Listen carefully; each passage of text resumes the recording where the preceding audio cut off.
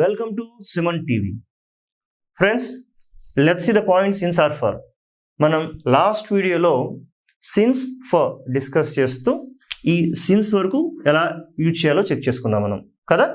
Since point of action అంటే ఒక action ఎప్పుడు స్టార్ట్ అయిందో ఆ పాయింట్ నుంచి అలా అలా కొనసాగుతుంటుంది కదా. ఈ పాయింట్కి మనం పెట్టుకునే పేరు point of action. Point of action. So since 10 AM, since December 25th, since July 2020, since 2010.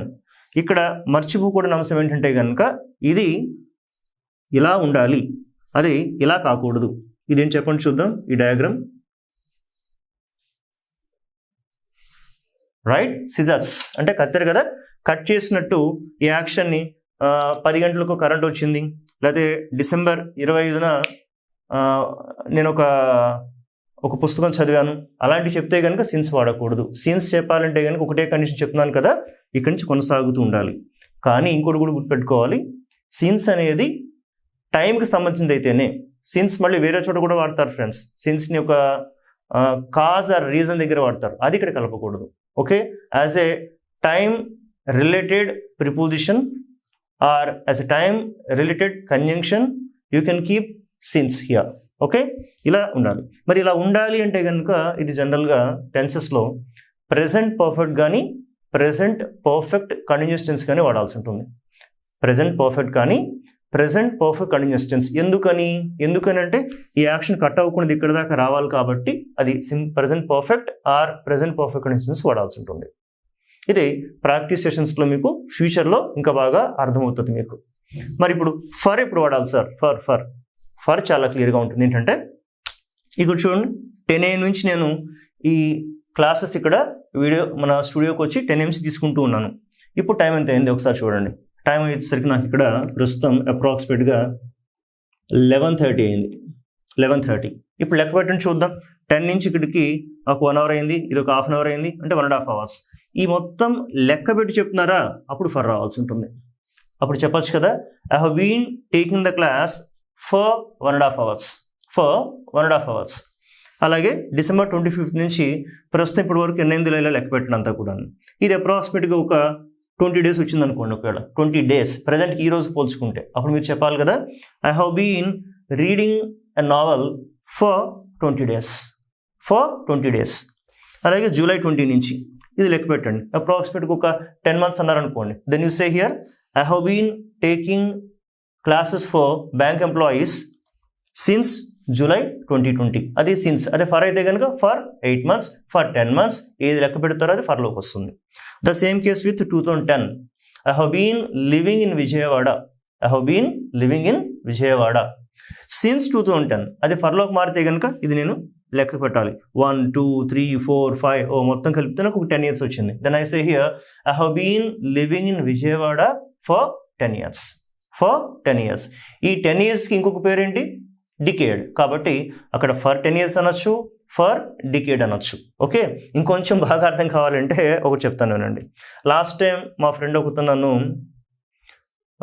Visakhapatnam invite చేశాడు. మిత్రమా దా చూపిస్తాను విశాఖపట్నం అని పిలిచాడు. వెళ్ళాను. చక్కగా అతను నాకు విశాఖపట్నం అంతా చూపించి ఆ తర్వాత రోజు వైజాగ్ కూడా చూపించాడు. ఏంటంటే మళ్ళీ చెప్పండి, విశాఖపట్నంతో పాటు వైజాగ్ కూడా చూపించాడు. ఓహో, ఇలా ఉందా, వెరీ ఫైన్.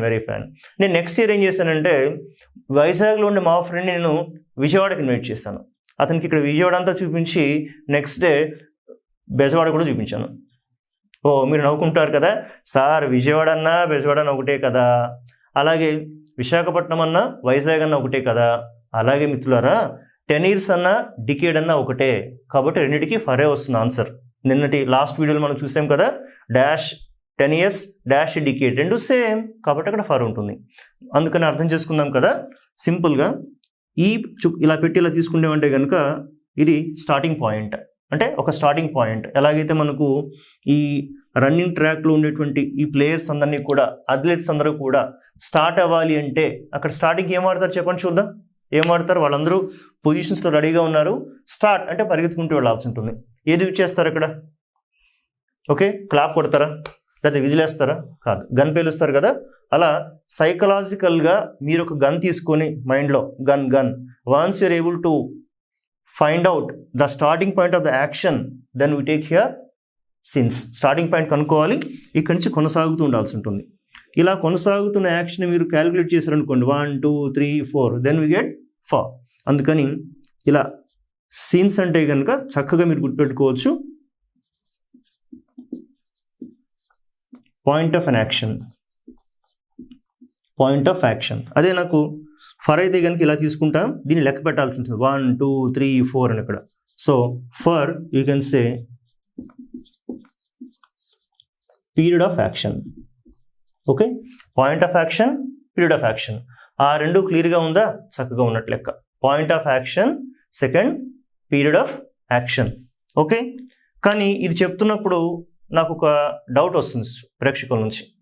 సార్, ఇందాక నుంచి మీరు ఒకటే ఎంఫసైజ్ చేస్తున్నారు, గట్టిగా చెప్తున్నారు, యాక్షన్ కట్ అవ్వకుండా ఉంటేనే చెప్తున్నారు. మరి కట్ అయితే నేనేం వాడాలి?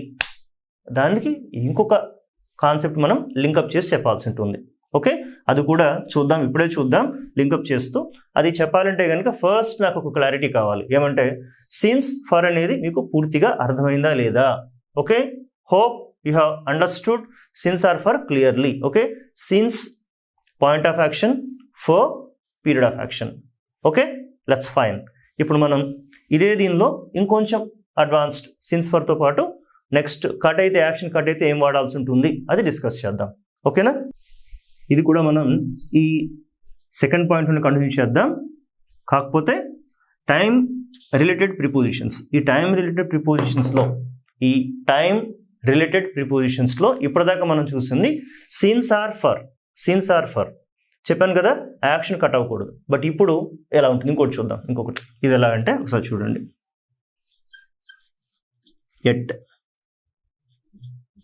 In, on. ఇంకొకటి ఫ్రెండ్స్, నో ప్రిపోజిషన్. ఏమేంటి friends? At, in, on, no preposition. At, in, on, no preposition. So ఇది కూడా క్లియర్గా తెలిస్తే ఈ సిన్స్ ఫర్కిను దీన్ని రెండు కంపేర్ చేయగలిగితే కనుక మీరు ప్రాక్టికల్గా మాట్లాడే భాషలు ఇప్పుడు తప్పులు చేయరు. దీనికి సంబంధించింది, I mean time related preposition సంబంధించి కొంత క్లారిటీ మనం తెచ్చుకోగలుగుతాం. ఓకే ఫ్రెండ్స్, నా look at this at, in, on, no preposition. At, in, on, no preposition. ఇది మనం ఎలా డిస్కస్ చేద్దామంటే చక్కగా ఒక క్లాస్కి కానీ ఒక ఆఫీస్ కానీ వెళ్ళంగానే మనం ఎక్కువగా విష్ చేసుకుంటాం కదా, ఒకరినొకరిని పలకరించుకుంటాం చక్కగా. ఏమని? Good morning, next one good afternoon, next good evening. Of course good night చెప్పట్లేదండి, అది వెళ్ళిపోయేటప్పుడు, అది కాదని చెప్పేది. మనం రాగానే విష్ చేసుకునేది ఏముంటాయి చెప్పండి? First one good morning, next one good afternoon, next good evening. వీటిని ఏమంటారంటే main parts of the day అంటాం. అంటే డేలో ఉన్నటువంటి ముఖ్యమైన 3 భాగాలు, main parts of the day. Okay, వీటికి చక్కగా మనం ఇన్ వాడాల్సి ఉంటుంది. ఇక్కడ ఇన్ అంటే ఎలా ఫ్రెండ్స్? చక్కగా మీరు చెప్పొచ్చు కదా, ఇక్కడ ఇన్ ఆల్రెడీ ఉంది కదా, నేను మళ్ళీ రాయడం లేదు, నాకు స్పేస్ కూడా కొంచెం కన్స్టెంట్ అవుతుంది, డైరెక్ట్గా ఆన్సర్ రాస్తున్నాను. In the morning. You can say in the afternoon, in the evening. So in the morning, in the afternoon, in the evening. మీరు ఇప్పుడు డౌట్ అడుగుతారు, సార్ నైట్ తర్వాత మాట్లాడదాం ఫ్రెండ్స్, ఇప్పుడే వస్తుంది. బట్ ఫస్ట్ ఇది చూడండి, in the morning, in the afternoon, in the evening. కొన్ని సందర్భాల్లో సాయంత్రం మాటలు అంటారు, అంటే ప్లూరల్ ఫామ్. అప్పుడు చెప్పచ్చు కదా ఇన్ ద ఈవినింగ్స్ అని చెప్పచ్చు. Sir what do you do in the evenings అంటే మీరు సాయంత్రం మాటలు ఏం చేస్తూ ఉంటారు? అప్పుడు అన్నప్పుడు హ్యాపీగా మనం దీనికి ప్లూరల్ కూడా వాడచ్చు, in the evenings, in the evenings. Okay, in the morning, in the afternoon, in the evening. You can say in the evenings, plural కూడా వాడచ్చు. ఓకే, ఫస్ట్ వన్కి ఏం చెప్పండి పేరు? Main parts of the day, ఒక డేలో ఉన్నటువంటి ముఖ్యమైన భాగాలు, దానికి హ్యాపీగా ఏం చెప్పచ్చు. ఇలాగే ఎమ్ అండ్ వై ఇందులో చెప్పచ్చు హ్యాపీగా. M and Y, month and year friends, month and year. You can say in May 2020 or year in 2010. ఒక డౌట్ వస్తుంది, సార్ ఇది ఏ టెన్స్లో వాడాలి? ప్రజెంట్, పాస్ట్, ఫ్యూచర్ మీ ఇష్టం, ఏ టెన్స్లోనే వాడచ్చు. నేను ఇన్ 2025 కూడా చెప్పచ్చు, ఇన్ 2010. అప్పుడు టక్మని మీకు ఇంతకుముందు చెప్పిన కాన్సెప్ట్ కనెక్ట్ అవుతుంది. సార్ మరి ఇందాక సిన్స్ 2010 అన్నారు కదా అంటారు ఇక్కడ, సిన్స్ 2010. అందుకని నేను ఈ రెండింటిని కంబైన్ చేసి చెప్తున్నాను ఇక్కడ. ఫ్రెండ్స్, సిన్స్ 2010 అంటే కనుక ఇక్కడ పెట్టిన ఈ పాయింట్ ప్రజెంట్ ఇప్పుడు దాకా వస్తూ ఉండాలి, అది కట్ అవ్వకూడదు. కానీ ఇది కట్ అవ్వచ్చు. అంటే ఎట్లాగా, నేను 2010లో కారు కొన్నాను. I bought a car in 2010. Okay, I have been living in Vijayawada since 2010. Okay, hope you're able to figure out the difference between these two. ఆ రెండుకి తేడా బాగా అర్థమైంది నేను అనుకుంటున్నాను. ఓకేనా? రైట్. ఇంతకీ ఇక్కడ ఏం చూడండి. So main parts of the day, month, year. అలాగే ఇంకొకటి సీజన్స్ కూడా చక్కగా ఇన్లో చెప్తాం అనమాట. సీజన్స్ అంటే ఇట్లాగా in summer, or you can say in winter, ఇలా అనమాట ఇక్కడ. సో ఇన్ ఎప్పుడు యూజ్ చేయొచ్చు? Main parts of the day, month, year and seasons. Okay friends, ఇది మన ఇన్కి సంబంధించినటువంటి. Next on. ఇప్పుడు ఆన్కి వచ్చి సరదాగా మనం ఇలా చెప్పుకోవచ్చు, డి స్క్వేర్ ఏం సార్? డి స్క్వేర్ ఏం లేదు ఫ్రెండ్స్. ఒకటి D square in the sense you can say day or date. Day on Sundays, on Mondays, on Monday, on Sunday, ఇలా ఏదైనా చెప్పచ్చు చక్కగా అక్కడ. ఓకే, సో మండే సింగులర్ చెప్పచ్చు, or you can say plural also.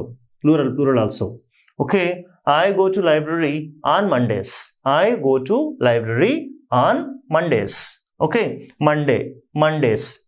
అలా ఇంకోటి ఏంటి, date on 1st January, on 15th August, ఇలా చెప్పచ్చు. So on 1st January, on 15th August. Okay, date. అలాగే ఇంకొకటి పీడీ కూడా వాడచ్చు. సార్ పీడీని అదేంటి సార్? పీడీ ఏం లేదు మిత్రులారా, పర్టికులర్ డే అంటే నా పుట్టినరోజు నాడు, లేదంటే ఇండిపెండెన్స్ రోజు, లేదంటే రిపబ్లిక్ డే రోజు, ఇలా చెప్పచ్చు. అప్పుడు కూడా ఇదే వాడాలి చక్కగా. అంటే ఎట్లాగా, on my birthday, B D means birthday. మీరు అడగచ్చు, నా బర్త్డే రోజు రాలేదు, మీరు ఎక్కడికి వెళ్ళారు? Oh, you did not attend my birthday function. So where were you on that day? Where were you on my birthday? So ఇదేమవుతుంది, పర్టికులర్ డేట్ అవుతుంది, particular day. So friends, on వచ్చేసి మనకు డే అండ్ డేట్, అని ఇంకోటి particular day వాడచ్చు. Right, ఇక next ఏంటి చెప్పండి ఫ్రెండ్స్. ఎట్ అనేది మనకు టైం వాడతాం కదా, క్లాక్. ఆ టైంకి ఎట్ అనేది చూస్తాం. కానీ మనం ఎట్ గురించి ఇంకా డీటెయిల్గా కొంచెం చెప్పుకోవాల్సి ఉంటుంది. కొన్ని పాయింట్స్ ఇంకా చాలా ఉంటాయి. కాబట్టి ఈ ఎట్ ఒకటి, అలాగే ఈ నో ప్రిపోజిషన్ ఒకటి, ఈ రెండింటిని లింకప్ చేస్తూ ఇదంతా కూడా మనం నెక్స్ట్ వీడియోలో చూద్దాం అంతా కూడాను. సో ప్రస్తుతం ఈ వీడియో వరకు తీసుకుంటే కనుక మీకు ఇన్ బాగా అర్థమవుతుంది, ఆన్ అర్థమవుతుంది. ఇన్ అంటే ఎట్లాగా, main parts of the day, month, year, seasons.